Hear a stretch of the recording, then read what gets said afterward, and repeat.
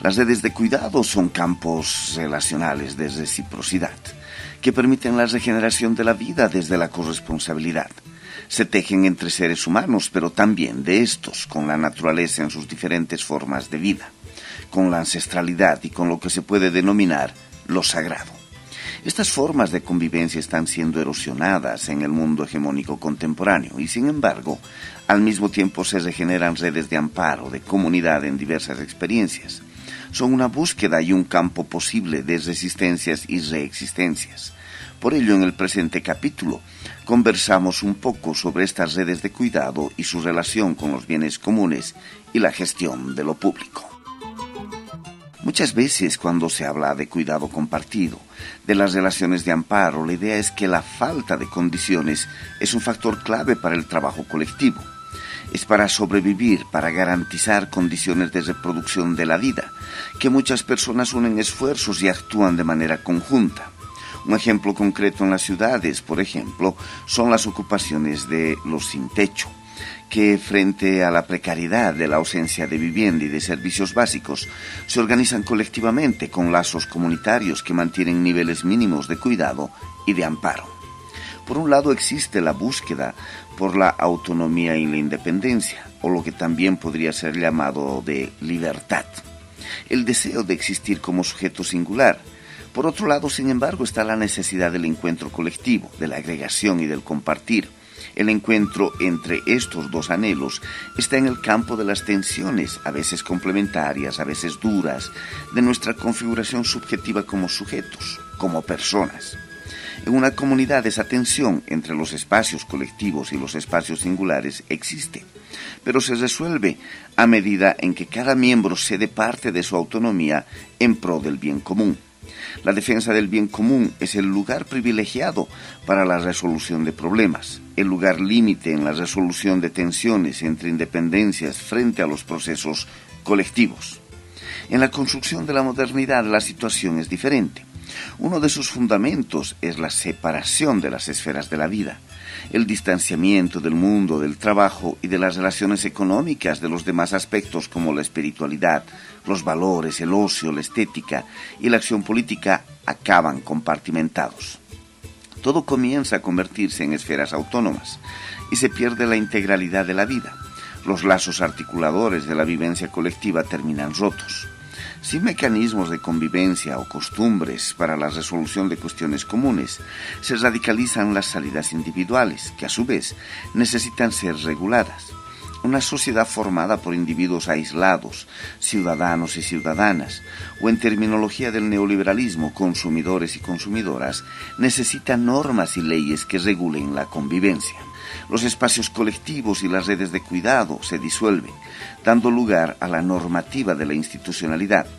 La sociedad comienza a abandonar el cuidado colectivo de la comunidad para repasarlo a instituciones que siguen una regulación legislada, tales como las guarderías, los centros educativos, los hospitales y sus enfermos encerrados, los manicomios y sus habitantes aislados, lo que acaba erosionando las relaciones y los vínculos de responsabilidad.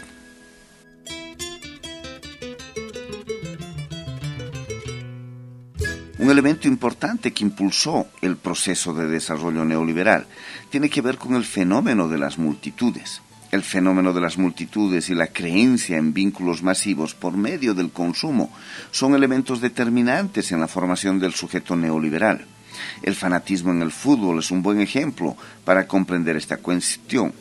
El consumo de banderas, colores y símbolos de un equipo genera la sensación de pertenencia a una multitud masificada.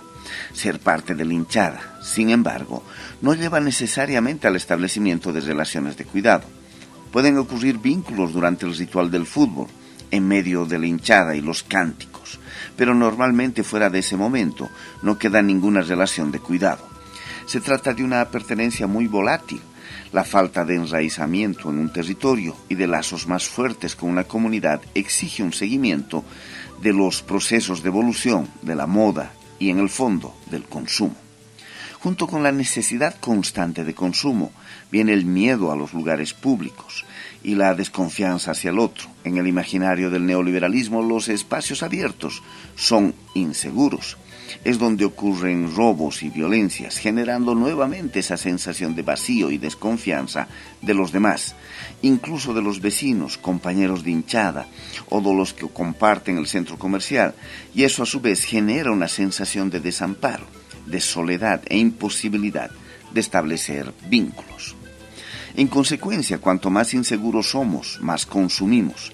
En las ciudades cambiamos el parque público por el centro comercial, buscamos locales pagados que nos dan la sensación de protección, invertimos más en sistemas de seguridad y vigilancia. Este proceso lleva a una aceleración de la privatización de los espacios públicos por un lado, y por otro impone a la familia moderna una nueva dinámica. Los núcleos se vuelven cada vez más individualizados, cada vez más distantes de la responsabilidad compartida en la crianza de niños. Aumenta la búsqueda de actividades pagadas, privadas, que ocupan el tiempo de los hijos y proporcionan algún tipo de formación, pero se aumenta la presión que disuelve los lazos comunitarios y las redes de corresponsabilidad y cuidado. El capital asume y controla la vida.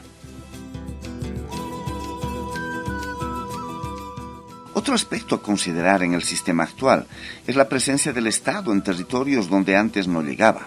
Las políticas públicas de los llamados gobiernos progresistas, pero también de los gobiernos de derecha en el continente, fueron marcadas por una tendencia creciente de cuidado y protección estatal. Las áreas antes aisladas recibieron agua, luz, carreteras, entre otras mejoras. El punto a ser discutido no es la calidad de tales servicios, sino la democratización del acceso, que llevó a un aumento del nivel de vida de una parte considerable de la población. Esto fortaleció el proceso de institucionalización de las relaciones entre ciudadanas y ciudadanos y el Estado, principalmente en los centros urbanos.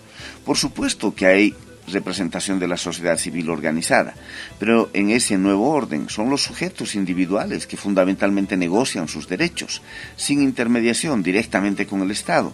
En ese sentido, cada vez menos la comunidad es necesaria para el ejercicio de ciudadanía. En la subjetividad neoliberal, las sociedades se volvieron más individualistas, solitarias y desamparadas, a pesar de generar al mismo tiempo el consumo masivo en multitudes. La institucionalización creciente concentró en la ciudadanía, el ciudadano y la ciudadana como sujetos individuales, la posibilidad de resolver problemas por medio de la relación con un Estado que centraliza decisiones y monopoliza el cuidado. En función de ello, buena parte de las formas y modos de vida comunitarios de nuestra región se erosionó de manera acelerada.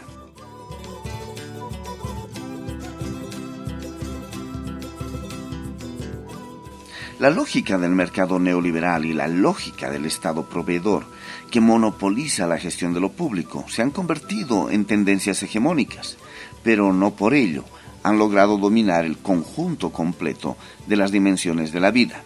Hay aspectos que escapan del mercado, del Estado, de la institucionalidad y requieren el encuentro comunitario y vínculos.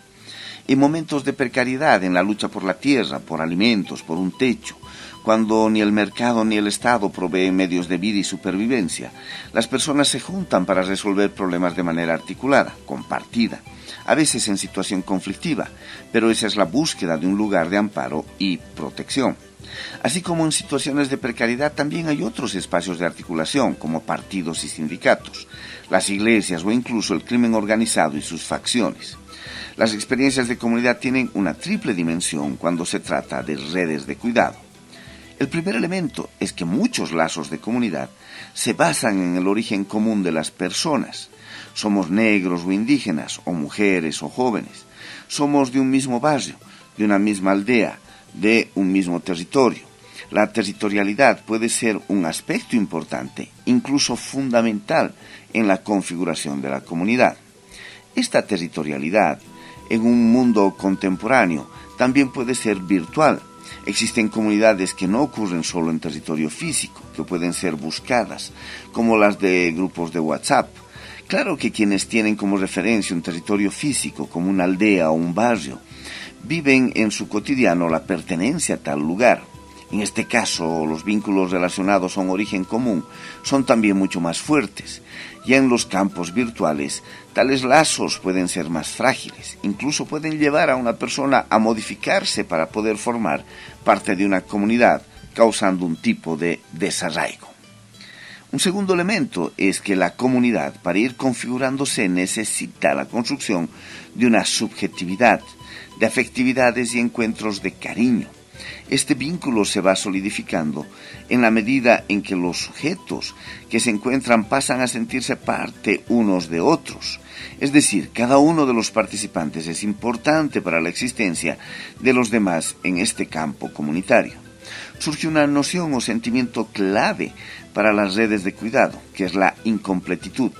Todos los sujetos son totales, viven la totalidad de sus vidas, pero en su totalidad tienen campos incompletos, necesitan de otros y viceversa. El tercer elemento es que la comunidad, además del capital dominador y del Estado proveedor y vertical, tienen que generar respuestas prácticas y funcionales para la reproducción de la vida. Esto en diferentes ámbitos, de la seguridad, de la alimentación, de los saberes, de la cultura, del ocio, de la salud. En la medida en que las respuestas se concretan, es posible vivenciar el sentido de las redes de cuidado como agregador de un todo, de la integralidad de la vida. Cuando hablamos de redes de cuidado, por lo tanto, hablamos de las relaciones entre los seres humanos, pero también de estos con su territorio y con la naturaleza, lo que proporciona un confort y bienestar bien diverso de aquel del consumo.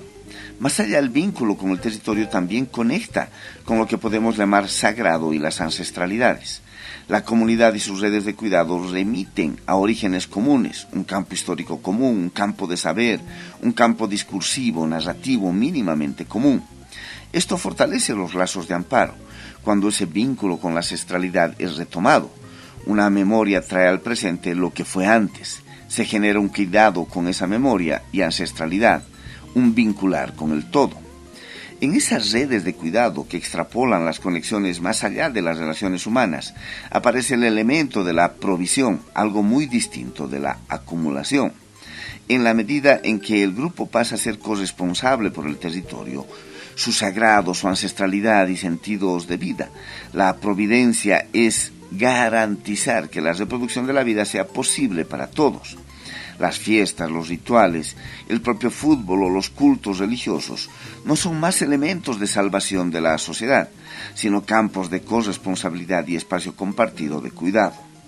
No aniquilamos la naturaleza, porque la provisión y el bienestar para mí, mi familia, mi comunidad y nuestros descendientes pasa también por la necesidad de que el territorio en el que nos movemos mantenga las condiciones mínimas de regeneración. En el marco de la provisión y de la reciprocidad, las lógicas de redistribución se fortalecen. Si tal organización está constituida a partir de elementos ideológicos o creencias compartidas, una comunidad puede ver en otra la misma incompletitud que la existente entre sus integrantes. Es así como surgen articulaciones más amplias en el ámbito de las corresponsabilidades. La necesidad de los colectivos se reproduce externamente en tendencia cada vez más multiescalar, que permiten construir más y más lazos y relaciones de cuidado y amparo. Es ahí donde las comunidades empiezan a profundizar la discusión y el nivel de decisión sobre los bienes comunes, que puede ser la calle, la plaza, un campo de fútbol, la manera como organizo la educación de mis hijos, la habitación compartida en el barrio, la administración del barrio, el agua, la energía, los alimentos y su calidad, los ríos, bosques, territorios. Cuando las redes de cuidado comienzan a tener practicidad, funcionalidad en la reproducción de la vida, ellas pasan a organizar la definición colectiva y social sobre lo que es un bien común y sobre su gestión. Entre muchas comunidades que desarrollan relaciones de compartir y corresponsabilidad, se percibe la disposición de ceder espacios de la libertad individual al bien colectivo. Esto incluye en la naturaleza, las dimensiones de lo sagrado, los espacios de todos y todas, de los ancestros y del que vela por el alma colectiva de la comunidad. Esto nos lleva a repensar la noción de gestión del público y de lo público. El poder sobre lo público ya no es un poder solo de la clase política, del gestor político, de ese sector de la sociedad que administran los gobiernos. Lo público deja de ser monopolio centralizado por el Estado, o cuando no está el Estado, por el mercado, para volver a ser un campo de la comunidad, campo de la sociedad civil y en muchos casos con gestión negociada y compartida con el Estado y a veces incluso con las fuerzas del mercado. Es donde la autonomía incompleta pero existente de los sujetos y de la comunidad para negociar les devuelve una capacidad de gestión de lo público. Lo público ya no se reduce a lo estatal. Lo público vuelve a ser el lugar denso, complementario, completo de encuentro del Estado con la sociedad y la comunidad. La comunidad vuelve a gestionar lo público como su lugar básico de reproducción. Sin lo compartido, sin lo común, sin lo público, no es posible la comunidad, cierra diciendo este artículo.